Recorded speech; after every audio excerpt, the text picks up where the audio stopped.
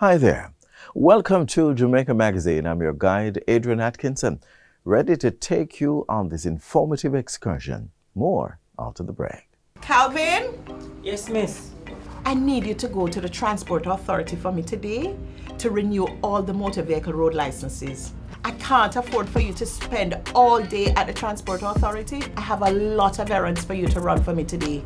Miss, you don't hear them say you can renew online any day, anytime, easy. No, but that sounds good. What do I need to do? You can always log on to ta.org.jm.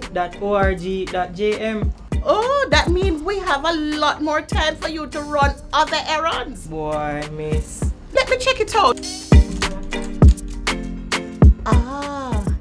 Easy as 1, 2, 3. Diabetes is a complex condition and should never be taken lightly. President of the Diabetes Association of Jamaica, Professor Errol Morrison, breaks down the importance of taking special care when diagnosed with the condition, and more so, how to avoid or delay it. It is deadly. People have a way of saying, oh, I have a touch of sugar. And I try to explain, it's not a touch, it's a big lick.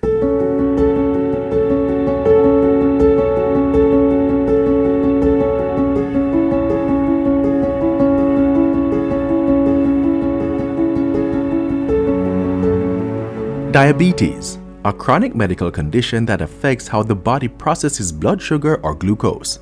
Glucose is an essential source of energy for the body's cells, but to use it properly, the body needs insulin, a hormone produced by the pancreas. Diabetes occurs when the body either doesn't produce enough insulin or can't use it effectively, leading to high blood sugar levels. It doesn't cause a lot of dramatic signs in the first instance, but then it, like a hammer, it just comes down on you. And at that point, organs begin to fail and the quality of life starts to fall. Generally, there are two types.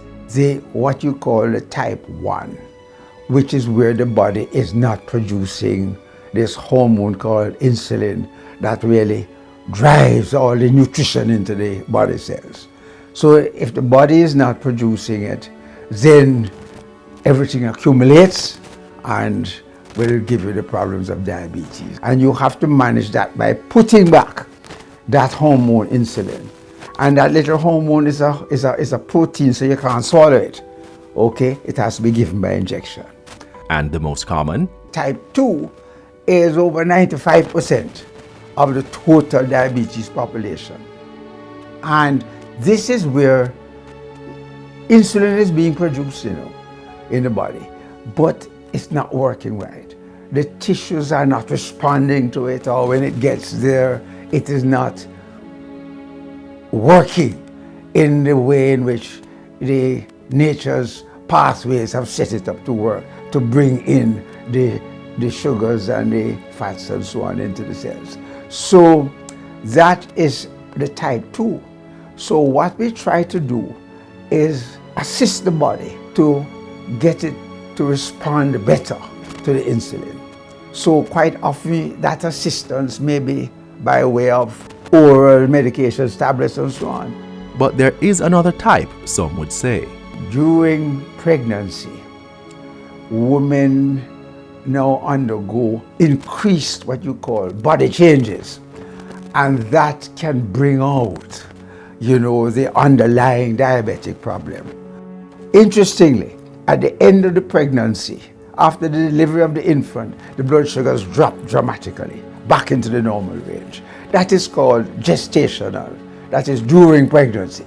But even those mothers have to take care, because within a few years, they too may develop the condition, and their children born in such condition of gestation diabetes are at risk. So what can persons suffering from diabetes do to manage the condition? They need to eat less in terms of quantities and spreading it out.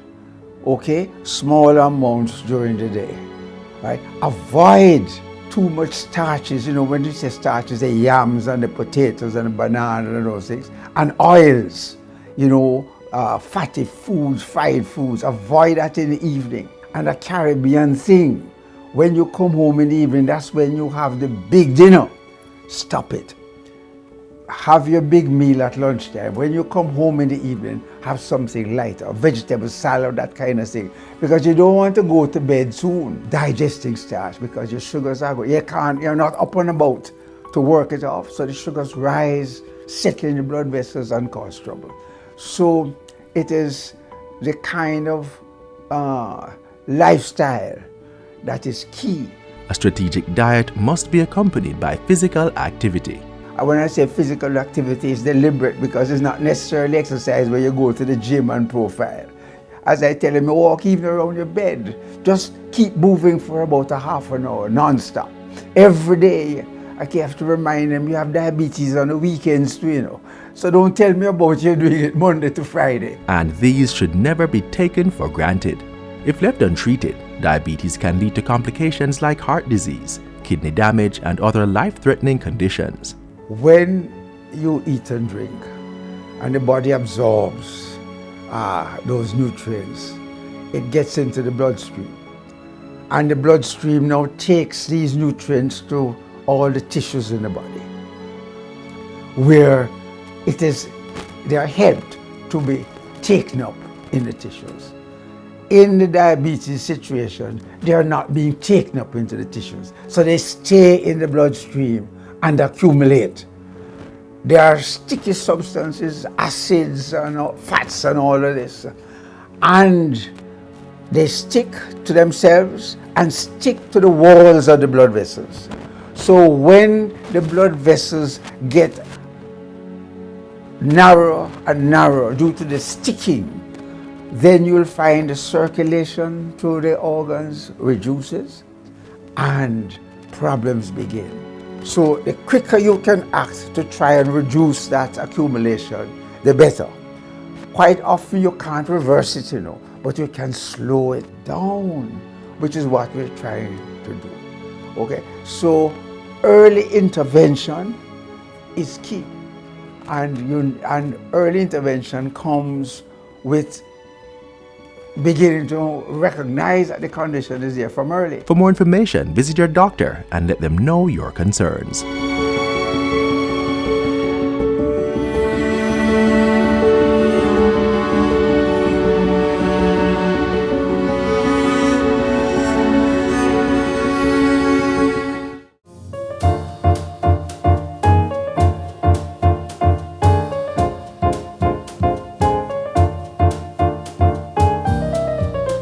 Are you an entertainer looking to refine your skills? This is the T for you. The Tourism Entertainment Academy is now open and is looking for people like you. The Tourism Entertainment Academy is no longer a concept.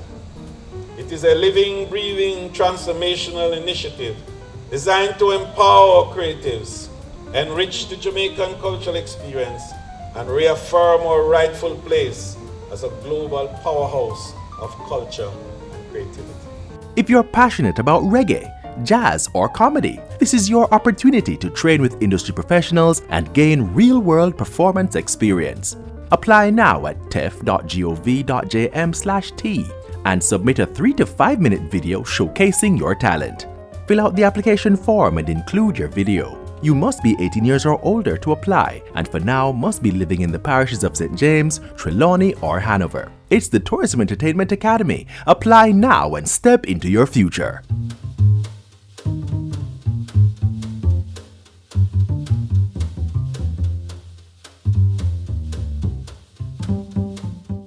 The Cuban tree frog has been plaguing the island for some time now. In this upcoming feature, we look at what the National Environmental and Planning Agency NEPA is doing to eradicate them and what citizens can do to help.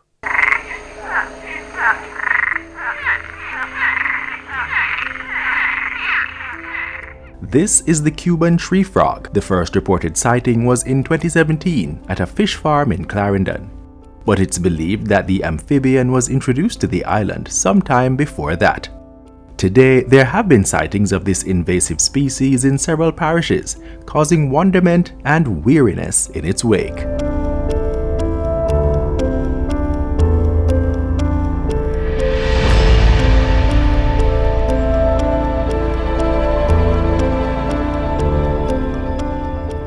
Scientifically known as Osteopilus septentrionalis, the Cuban tree frog is native to Cuba, the Bahamas, and the Cayman Islands.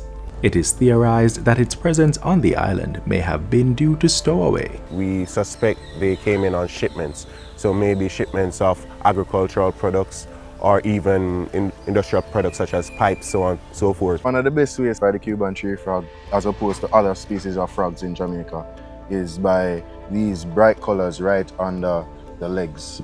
So the back leg, this bright greenish yellowish color, you can see it on both sides. So this is a great indicator of a Cuban tree frog. And another way you may distinguish between them and our local frogs is by their call. The Cuban tree frog is a tree, in true sense, a tree frog, and some of the main characteristics you can use to distinguish it from other frogs that we have in Jamaica is that it has these large toe pads, these circular toe pads that it uses to adhere to surfaces. They particularly like to hide in foliage, leaves, like between banana leaves, mango leaves, as well as your potted plants in and around your household, especially if you have a garden. So we encourage persons that if you have house garden, your backyard gardens, check the leaves of your plants to see if there are any Cuban tree frogs hiding out in there. It is important to note that frogs are not pets and should not be made so.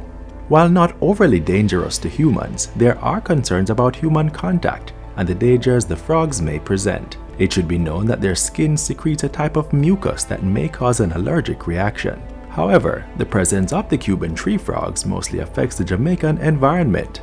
The Cuban tree frog has a very voracious appetite, which means that they basically eat anything that fits in their mouth. Whether it is insects, other frogs, small reptiles such as our small snakes, small lizards, and if they can fit a small bird in their mouth, like the bigger ones, they will do it as well. And that can have a detrimental impact on the country's ecosystems, because you lose these animals, these endemic, these native animals that play such a vital role in our habitat, and they're replaced with another animal that takes over their habitat, and then the functions that we lose from the ones that are eaten or decimated will no longer exist.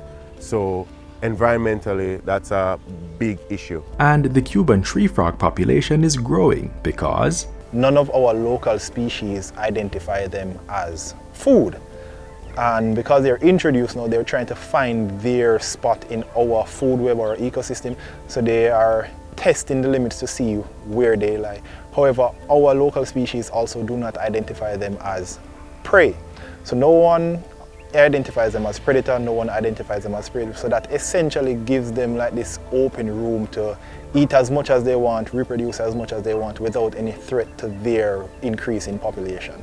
with this free roam, the Cuban tree frogs have been spotted in Clarendon, St. Catherine, Manchester, St. Elizabeth, Kingston and St. Andrew, Westmoreland and St. James, causing upset due to their audacious personality, which will have them in homes or camping out on walls near light bulbs waiting for their next meal. The Salientians' presence has been causing much distress to players in the apiary sector. We've been getting reports of them eating bees, and that's the main thing in terms of agriculture, because they will literally camp out on the bee box and pick them off as they come. In some instances, they seek shelter in the bee box, so they'll actually be in the bee box, and that presence also disturbs the bees, so they may not form combs in that area. And if they do happen to eat a queen, then you have a collapse of the colony. So that's the honey industry. That's why the National Environment and Planning Agency NEPA is encouraging Jamaicans to help in its bid to eradicate the Cuban tree frog. But the agency wants the removal to be done in a safe and humane way. Safe meaning we don't want you to use harmful chemicals or hot water or bleach or any of that, because not only, yes, it might be effective in killing the frogs, but it might also harm you. If you're going to kill them, use a sharp object or a blunt object to hit them or stab them in the back of the head. So that will be a quick, clean death. There's also another method. We've been exploring the use of traps, and they're simple traps, which is just a PVC pipe installed in a general area, standing, installed, or sometimes laying down with one end closed in a general area where you'd have seen them before, because they will go and congregate in there. And then once you keep checking to see if they're in there, and once you see them, then now you eliminate those and then reset. NEPA, however, is urging caution as there are over 21 species of frogs which are endemic to Jamaica and are essential to the island's ecosystem. We actually want persons to find appreciation in our native species. It's unfortunate that this one may pose a threat to those species, and that's why we ask you to share your photos of various frogs that you see so we can help determine what species it is and take the appropriate action. So we caution residents that yes, while we want to remove this specific species of invasive frogs from our environment, we do have local frog species which should be protected because they play a significant and important role in maintaining our ecosystems. So one of the primary things is that they might help control other populations that are problematic. So it's not a case where you must kill every single frog that you see. However, we are specific to the Cuban tree frogs because they're not from this area and we want to remove them from this area. While NEPA leads the charge with ridding the island of the Cuban tree frog, regular Jamaicans are being urged to join the fight. How? Report sightings of the frog to NEPA, or citizens in affected communities may organize projects to eradicate them. Citizens may also manage and reduce the population by eliminating stagnant water around homes and check potted plants regularly for Cuban tree frog breeding sites.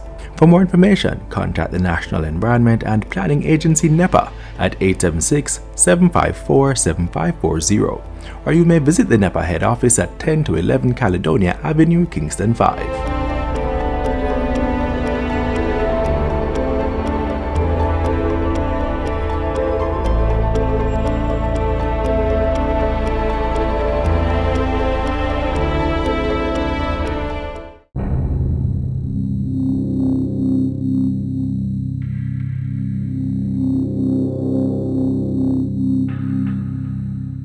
I remember we had a case where the client reported that a particular member of staff at a facility sent information to her community that she's at the facility accessing HIV care. The news got to her community while she was sitting in the waiting area, and when she attempted to deny it, the person who messaged her about it sent her a picture of her sitting on the bench in the waiting area to say, see it there, you can't tell me, say you're not up there. These breaches of confidentiality are barriers to people coming forward. Just imagine the next person from that community who find out that they have HIV and they remember what happened to Mary, they are not going. And then that is why you find people stay away from the well-needed health care, and then sometimes we stay on the sidelines and think they are just evil people who wants to go and spread HIV to everybody else. And we are not aware of these challenges that they face. Breach of confidentiality is not just one other issue facing HIV and AIDS victims, it's a big one. And we play a part with our continued discrimination and lack of empathy. Let's treat everyone with the dignity we want for ourselves. Stop discrimination and be our brother's keeper.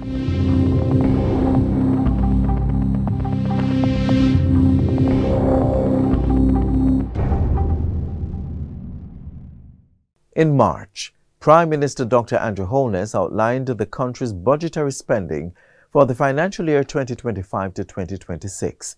In our next feature, we look at the Ministry of Economic Growth and Job Creation spending for the new financial year. The government is committed to ensuring that Jamaica has world-class infrastructure, whether it is your bridges, your roads, your drains and culverts.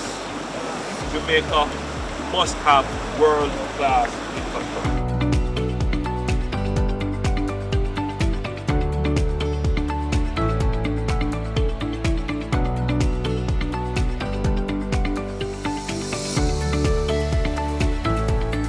In the fiscal year that runs from April 1, 2025 to March 31, 2026, the government has outlined a budget of $1.26 trillion to run the affairs of the country, with the Ministry of Economic Growth and Job Creation receiving $66 billion of that allocation. A little over half of that will take care of the ministry's recurrent responsibilities. That includes the operating expenses of the Forestry Department, the National Land Agency, the National Environment and Planning Agency, and the National Works Agency. The remaining $30.5 billion will be going to its special capital projects. Of the ministry's capital expenses, road and related infrastructure works are driving away with the bulk of that allocation, with approximately $24.95 billion. Most of that investment is being put into easing congestion into the second city and opening up new lands for structured development through the Montego Bay Perimeter Road project. The project, which started in April 2019, has been extended to March 2028. The historical development of the country, we have built roads without necessarily contemplating what the future will hold. So the roads are built for small towns. And really what you have developing now are complex cities being developed, which leads us to do projects like these. The Shared Prosperity through Accelerated Improvement to a Road Network SPARK project enjoys the next largest portion of the capital budget. SPARK will be spending $8 of its $45 billion budget in the coming financial year as it begins the work to transform 250 kilometers of road across the country over 3 years. The Jamaican public listening on should understand that the SPARK program is a capital investment. And the difference between regular maintenance and the capital investment is that the capital investment creates entirely new value. While SPARK is being accelerated, the Southern Coastal Highway Improvement Project will continue. Set to be completed by March 2027, it has been allocated $2.5 billion in this 2025-26 fiscal year. This will allow the government to wrap up outstanding land acquisitions and JPS pole relocation and continue the waterline and road works. Efforts to dualize the Brayton Road and Helsher Main Road will also progress at a cost of $350 million. This is the road from Niagara Head to the Texaco gas station to East Mid Street, and the objective is to improve mobility and ease congestion in the area. The designs and drawings have been completed, and going into the new financial year, the contract will be awarded with work beginning. And the new Troy Bridge being constructed on the border of Trelawney and Manchester will get an additional $100 million. The bridge is designed using a 3-box culvert support structure. So in effect, the water will be going through the culverts with a paved invert, essentially.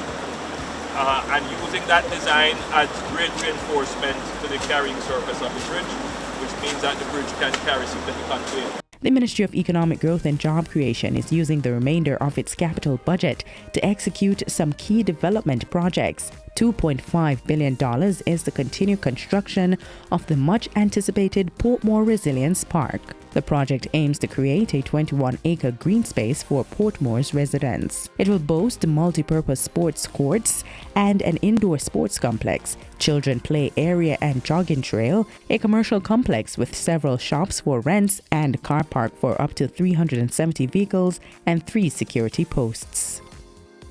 Shifting gears, Development Bank of Jamaica's Big E program is getting $1.69 billion to continue the work of promoting sustainable and robust growth among startups and small and medium enterprises. It's financed jointly through a grant from the European Union and a loan from the Inter-American Development Bank. The Montego Bay Waterfront Protection Project will get $350 million to help with its aim of reducing beachfront loss to coastal erosion. In the new financial year, the government expects to finish waterfront protection interventions at the southern groins and complete a wall revetment at the North Gully. In its bid to enhance access to potable water across 6 parishes, the ministry has earmarked $300 million for the Rural Water Supply Improvement Project. This will bring reliable water supply to residents in the Aqualta Vale Jordan Run scheme in St. Mary, Albert Town Ulster Springs scheme in Trelawney, Kemps Hill in Clarendon, Mesa Hall in St. Mary, Union Balaclava scheme in St. Elizabeth, and Port Morant Erie Castle scheme in St. Thomas. Water is indeed a priority of your government. And that priority is being matched with investment, it is being matched with action, and it is being managed very well by the agencies in charge of this mandate. The government is also fulfilling its international obligations, assigning $250 million to support the renovation of Block 11 on Port Royal Street to establish the United Nations offices in Jamaica. This initiative is a testament to our government's ability to mobilize resources, leverage strategic partnerships, and execute transformative projects that benefit all Jamaicans. The Ministry of Economic Growth and Job Creation continues to foster economic advancements while working to help build a truly developed Jamaica.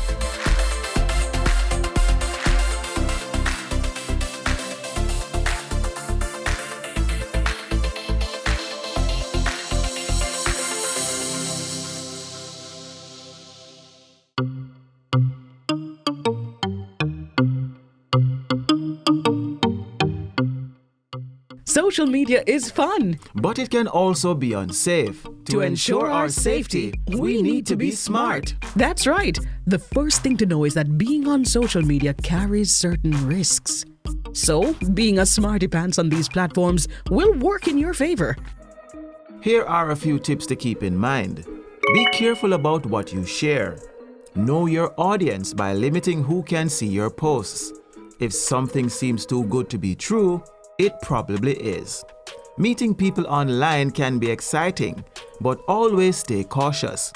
Beware of catfishing. To learn more about how to stay safe online, visit the Office of the Children's Advocate at www.welcome.oca.gov.jm. Teachers, parents, and children alike, stay smart, stay safe.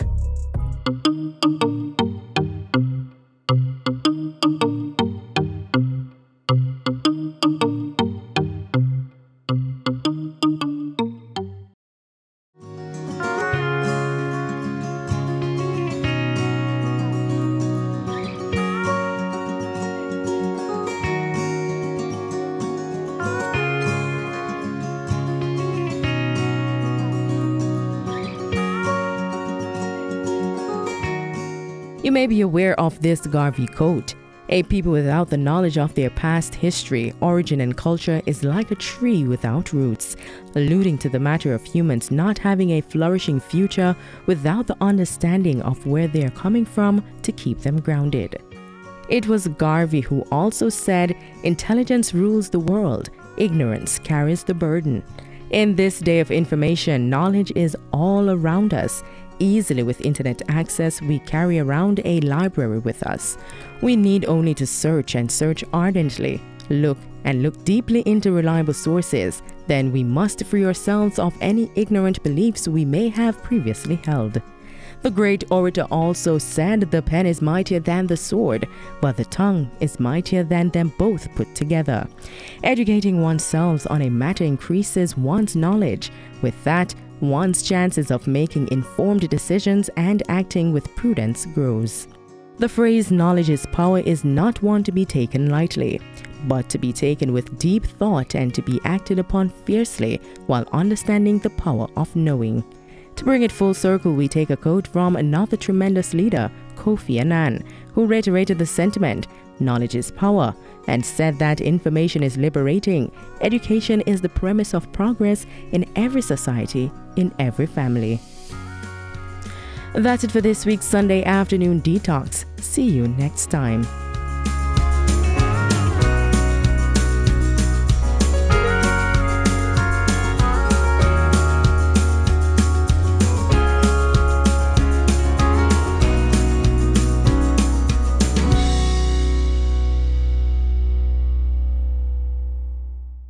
And with that, we've come to the end of today's show. To catch a repeat of this or any other, feel free to log on to our website at gis.gov.jm. Until next time, I'm Adrian Atkinson. Do take care.